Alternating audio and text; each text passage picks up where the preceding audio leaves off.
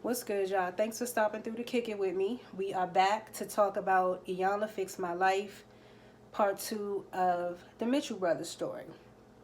All right, so in this episode, we meet LaRonda. LaRonda is the guy's mother. We also meet Kizzy, and she is the half sister to the guys. We pick up with Iyanla and the five brothers in the house. She's making them breakfast, okay? She wants to give them that experience of sitting down and actually breaking bread together. This is something that oftentimes we take for granted. You know, we could just sit down and have a meal with the people that we love, but this is something that none of the boys could do because they were parceled out throughout their childhood. So I could see how that would be something that they could benefit from. So Iyanla, she's in the kitchen, she's making breakfast for them. Meanwhile, upstairs, all hell is breaking loose because the brothers were all just in conversation generally, and the gist of the conversation basically was about reaction and how Marcus was saying, y'all think before y'all act, I don't. And they were all fine at first. They were all talking, but something happened to set Marcus off in that moment. And he and Melvin get into it because I think what happened is Melvin was just trying to explain to Marcus about how he doesn't have to act like that. He doesn't have to react so impulsively, and that set Marcus off. And so as they were sitting there talking, it escalated very quickly, and Melvin went to like touch Marcus. Marcus like, get your hands off of me, I'm pissed off, don't touch me. So that just, it spiraled out of control, okay? And Marcus ended up calling Melvin a bitch and a fag, and it just went off from there. So they about to fight, okay? And meanwhile, Iyanla hears it downstairs in the kitchen. So she goes up there basically and she shut it down. She was exactly what was necessary in that moment, okay? Because clearly they have a lot of respect for Iyanla. And when she came in there and she told Melvin to shut your mouth, that was it, okay? She took Marcus off to the side. She removed Melvin, got them separated to calm that situation down. And as she, as it was going on, she was, in her narration of it, she was just pointing out the fact that they don't know how to communicate, and what I saw was basically they were arguing the same pain. It just seemed to me like they wanted to both be understood, and anger took over as far as Marcus was concerned. And Melvin was in a spot where he felt like, you're not just going to treat me any old kind of way and think I'm just going to be docile and timid and not stand up for myself. So she was talking to Marcus, and she brought to his attention that he was pretty much just perpetuating the cycle of the violence and the anger that he grew up in. And she said to him, it's a different way to do things, okay? So just chill out, just chill out. It's okay. And she talked to Melvin, and she said pretty much, she just kind of smoothed it out with him too, and said to him, you're fighting to be right. You don't have to be right all the time, okay? And he said when he was in foster care, they mistreated him so badly, calling him fags and everything. And a kid, a 10-year-old boy, he said that they shamed him basically. Like he didn't, you know, as a kid, you don't understand nothing about what no sex is, and you know what I mean. So he expressed that to her, and you could see the hurt that caused him, and that was kind of like where he was coming from with, you're not going to just punk me and think I'm just going to settle for it, you know. And he was like, I let that bitch treat me any old kind of way, okay? And I let my brothers get away with a lot more because they're my brothers. But bottom line was, Iyanla just made them both see each other's side, okay? And she brought them down to the kitchen and made them face each other face to face and just take accountability for what happened in that moment. And this is where I started to tear up, because it doesn't happen often. So often, this just does not happen when we have somebody who is in that authoritative role to come in and really just get us to recognize what's going on, take ownership of it, apologize, like make amends for it, and just move on. Usually what happens, in my experience, what happens is we get mad, we get pissed off, we cuss each other out, we say fuck you, walk away, and then we might get over it, but it's still lingering, you know. So, but it was just cool to see them squash it, and cool to see Melvin say to his brother, you know, I apologize for getting angry at you for doing the exact same thing that I was doing. And Marcus to say to Melvin, I don't understand you, and I'm trying to understand you, and I apologize. That was big. That's what I mean by a pivotal moment. Like, that was big. So cool. They squash it. They sit down for breakfast. And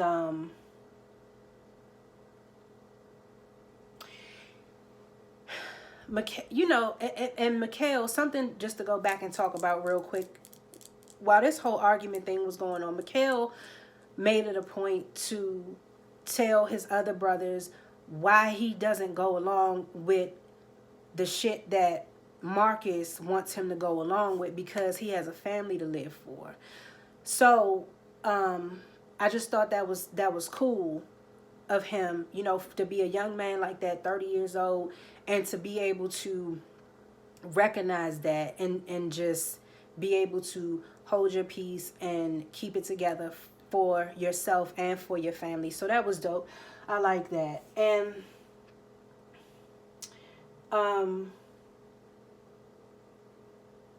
let's see.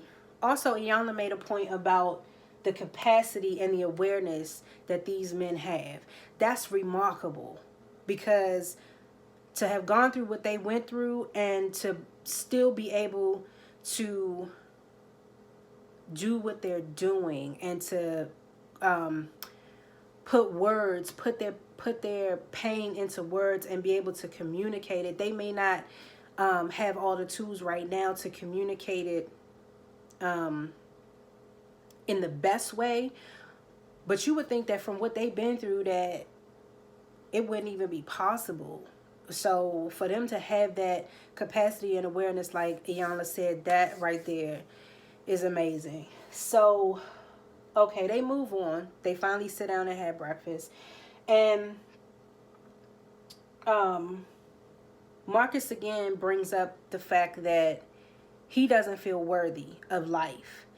But the constant theme I'm noticing through these episodes is that Iyanla is making them aware of their worth and making them conscious of their power.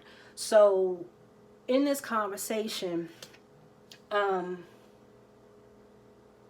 she points out to Mikhail that he's at the age where it's like, this is a important time in his life, because he's coming to the age where what she called was the dark night of the soul. Okay, I'd never heard of that, but it makes sense because this is where it's a time of reckoning. So all the shit that you were doing and that you've done, this is a time for you to, as a young man, to look back on all of that and decide which way you're gonna go. So this healing, this experience with Iyanla is right on time for him. It's right on time for all of them actually, but it was for her to point that out. I think it really showed him something vividly in that moment for him to really, really take this and run with it. So anyway, Melvin, we have another moment with Melvin right here where Iyanla asked him, what do you want out of life, basically? And it took a minute, but Melvin, after some tears, Melvin comes out and says that he wants to be accepted and he wants to be loved. And Iyanla hugs him and says, you can have those things and you're not wrong for wanting those things, and you're worthy, basically, of having those things. Like, life is always screaming at you like, what do you want? And it's up to you to go get what you want. And just because you've been through all of this in your life does not mean that you can't have these things. So she also pointed out to them that they have a lot of education. It may not be formal education, but all these life experiences that they've had basically is a school of hard knocks, okay? And instead of looking at the negatives of what they've been through, they need to look at the positive of those experiences, okay? So we getting somewhere with them. And they decide to play what she called breakthrough bingo. And this right here involves Michael Sr., okay? So they all come in and sit around the table, and it's a bingo game. But instead of calling out numbers, they're calling out things like abandonment, guilt, and so on. All of the emotional issues that they've been dealing with. So this right here, when we got to Michael Jr., now remember that Michael Jr. is the oldest brother, okay? And this is where a light was shown on how he's been treated. And I don't know, I just wanted to hug him because he's just been overlooked. Like, he has no voice.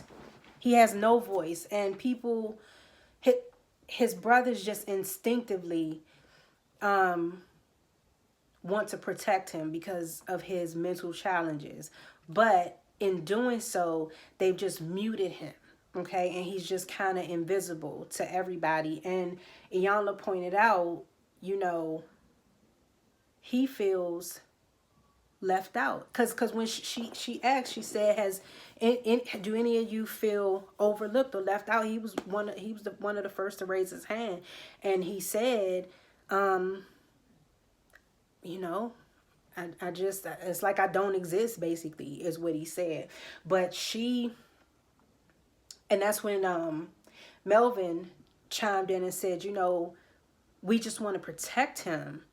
And she was like, well, you just assume that you have to protect him because he has mental challenges. But just because he has mental challenges does not mean that he's incapable. So stop treating him as if he's incapable. And he just looks like the sweetest person. He looks so sweet. And he just looks like if somebody would just spend some time with him, because we later find out that he doesn't even know the extent of his disability. He knows there's something wrong, but no one has taken the time to really just talk to him about what's going on with him. And probably just throughout life, no one took the time because no one cared to take the time. Okay. But now that they're on this different track, hopefully something will come of it and they can do some things differently. But he just seems like such a sweet person, and he's been through a lot too, but I don't think anybody really cares to ask him too much about what he's gone through, because they just feel like, oh, he's slow, so whatever. But that was that. And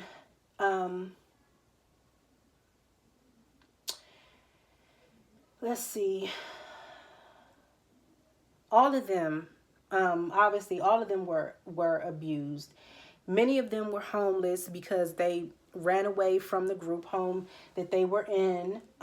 We come to find out, when they did run away, they were sleeping in a car at one point, and it was so cold outside they didn't have coats or anything like that. And now the father is there, meanwhile, listening to all of this stuff, all of this conversation at the table. Iyanla gets to the father and says, so what you gotta say? And once again, the father's like, I'm pissed off.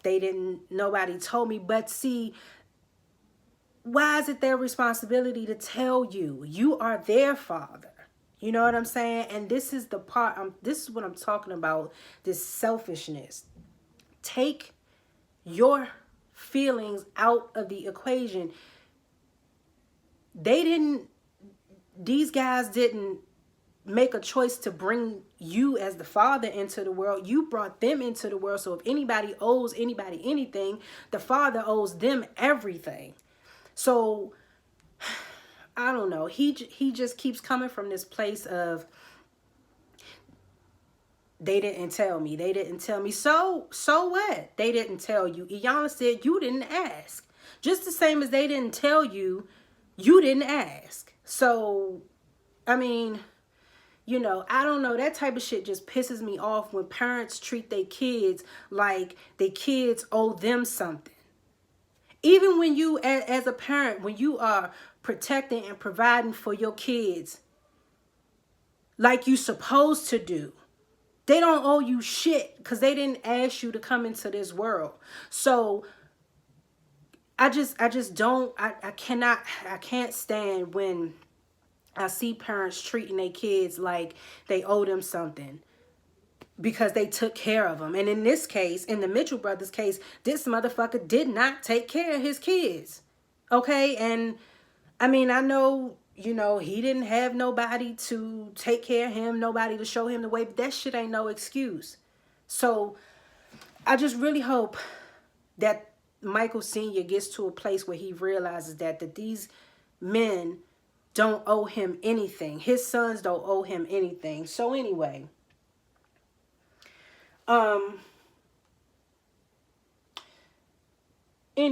so they get to guilt, okay? Guilt comes up in the bingo game. And this part right here is what broke Marcus down, because he feels guilty about abandoning his brothers in a group home, misleading his little brothers. He feels guilty about Miguel's death. He's harboring all of this guilt. And Iyanla said guilt can stop a healing process in its tracks, okay? And because he's harboring this guilt, it's manifesting with anger and rage, okay? So she literally lets Marcus lean on her and just get all of that out. And then as they're going through it, the brothers come and help lean, okay? The father tries to get his ass up and leave. And Iyanla like, where you going? No, you sit your ass right there. Sit down right there, okay? So he sits down. And he ends up going and hugging Marcus, okay?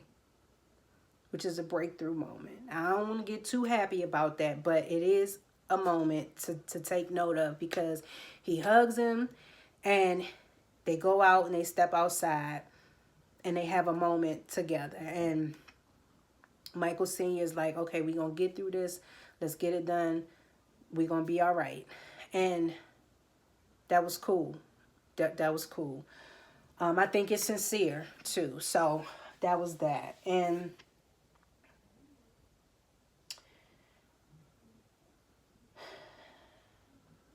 when they're back at the table, when they're back at the table, Iyanla makes the point to the father that you didn't do what you were supposed to do. Okay? And these guys together have done way more with nothing than you ever did for them. So, and what is it about? What is it about this story that you're not telling? Because it just is holes in the story. How are you continuing to? You got 7 kids. So where was their mother? Okay, she was in rehab, says the father. How was she in rehab in California and y'all over here in a whole nother state, but she's in rehab and you having 7 kids? Like, was she back and forth? What are you not saying? Because you're going to have to step it up a notch with your level of responsibility and accountability, because right now you just kind of flatlining. And Iyanla's like, there's no way in hell I would just keep having babies by a woman that abandoned 2, 3 of them. Ain't no way I would just keep having more and more kids for her to keep abandoning. So it's something that the father's not telling. So anyway, this right here is where we meet LaRonda, the mother. Okay, and we get a little bit of insight into how she ended up having 7 kids. She says she got married, I think, at 22, she said. And Michael Sr. had it in his mind he wanted 7 kids because his mom had 7 kids. And so that was that. It's still a lot missing, a lot of pieces missing, but that was, from her perspective, how she said that happened. And then we also meet the sister Kizzy. The sister Kizzy is older. She's 38. So she's 2 years older than the oldest brother, Michael Jr. And apparently she's by a different man. So the mother was already into whatever she was into before she had the boys. It looks like if she wasn't all the way knee deep in it, she was on her way. And then it seemed to me like once she got with Michael Sr., that's just when it all fell down. So hopefully in the next episode we'll see more about that too. But anyway, Kizzy lived a different life than the boys. Kizzy was raised with her grandmother. Okay. LaRonda had Kizzy and left her, like I said, because she was off in it before the boys came. So she was off smoking crack or whatever she was doing, and Kizzy was with the grandmother. Kizzy feels like her mother doesn't like her because of what was being put in her head by the aunt and the grandmother, probably. Most likely the grandmother too. But she feels like the mother resents her and favors the boys. Now, right here is where is misinformation, more misinformation happening, and even more confusion because they not telling the kids the truth. Okay, starting with Kizzy, they lying to her. They just kept lying to the rest of them, and we'll see why in a second.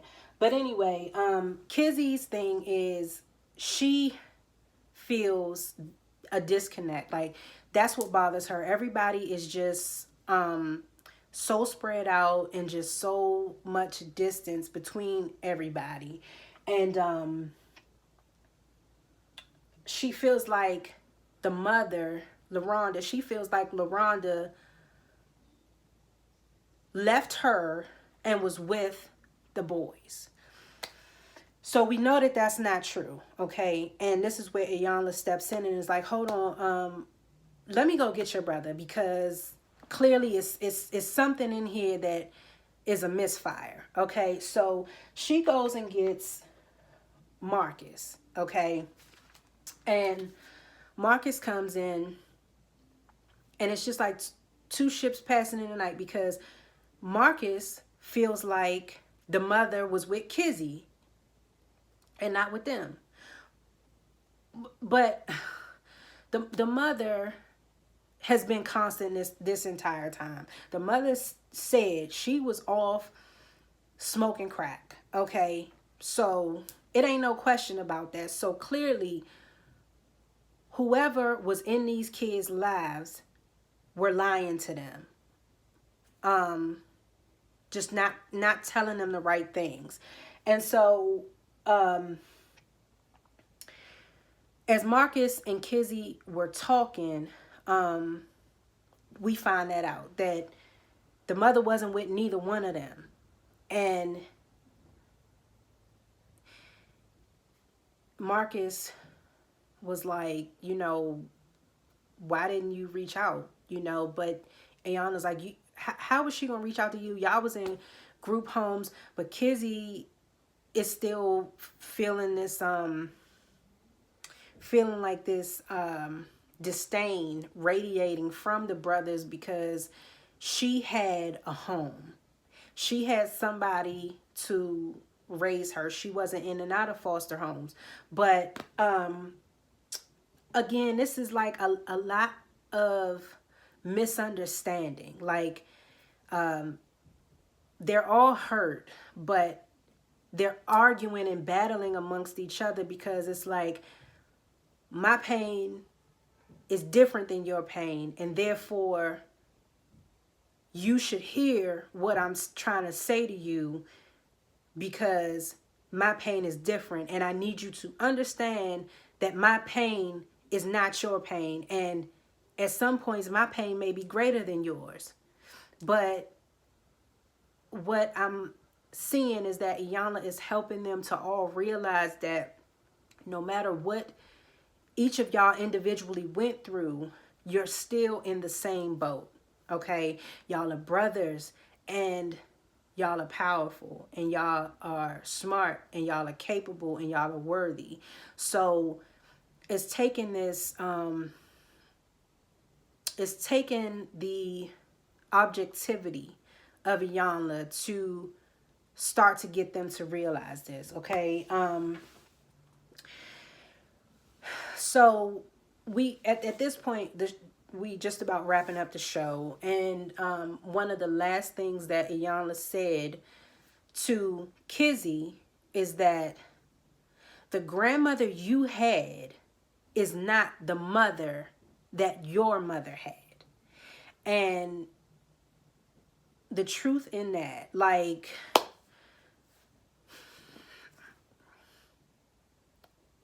listen, I know, okay? I know about that. And I know firsthand about that. I know firsthand about living in a household with all of this anger and rage surrounding you, and you trying to get through to a person, and you just can't. You don't know how. You don't have the tools.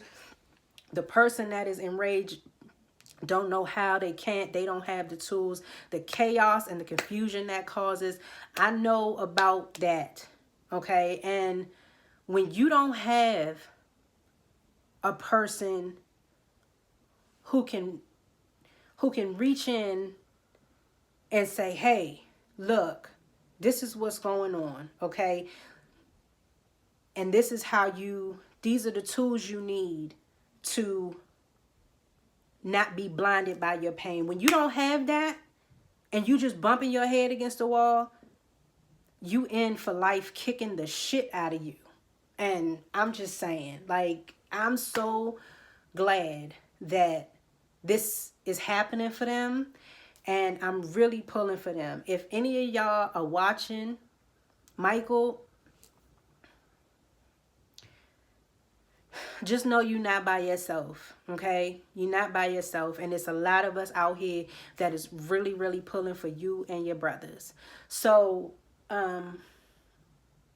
with that, I'm gonna get off of here, but this some deep shit. This some deep shit. So, anyway, y'all, we'll see what happens on part 3, and I'll be back next week. And I want y'all to come back and join me so we can continue the conversation. So anyway, y'all take care, and I will see y'all in the next video.